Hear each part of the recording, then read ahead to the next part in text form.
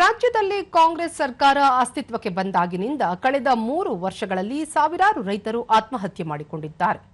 Micro finance ಹಾವಳಿ ತಡೆಯಲಾಗದೆ ಬಡ ಸಾಲಗಾರರು ಕೂಡ ಆತ್ಮಹತ್ಯೆಗೆ ಶರಣಾಗಿದ್ದಾರೆ. ಇದಕ್ಕೆ ಹೊಣೆ ಯಾರು ಎಂದು ವಿಧಾನಸಭೆ ವಿರೋಧ ಪಕ್ಷದ ನಾಯಕ ಆರ್ ಅಶೋಕ ಕೇಳಿದ್ದಾರೆ. ಈ ಕುರಿತು ಸಾಮಾಜಿಕ ಜಾಲತಾಣದಲ್ಲಿ ಮಾಹಿತಿ ಹಂಚಿಕೊಂಡಿರುವ ಅವರು, ನೀಟ್ ಪರೀಕ್ಷೆಗೆ ಸಂಬಂಧಿಸಿದ ಬೆಳವಣಿಗೆ ಹಿನ್ನೆಲೆಯಲ್ಲಿ ಆಡಳಿತಾತ್ಮಕ ಹೊಣೆ ಹೊತ್ತು ಕೇಂದ್ರ ಸಚಿವರು ತಮ್ಮ ಸ್ಥಾನಕ್ಕೆ ರಾಜೀನಾಮೆ ನೀಡಿದ್ದಾರೆ. ರಾಜ್ಯದಲ್ಲಿ ಕೆಪಿಎಸ್ಸಿ ಮೂಲಕ ನಡೆಯುತ್ತಿರುವ ಪಶು ವೈದ್ಯಾಧಿಕಾರಿಗಳ ನೇಮಕಾತಿಯಲ್ಲಿ ಭಾರೀ ಭ್ರಷ್ಟಾಚಾರದ ಆರೋಪ ಕೇಳಿಬಂದಿದೆ. ಇದರ ಕುರಿತು ಪಾರದರ್ಶಕ ತನಿಖೆ ನಡೆಸುವುದು ಯಾವಾಗ ಎಂದು ಸರ್ಕಾರವನ್ನು ಪ್ರಶ್ನಿಸಿದ್ದಾರೆ.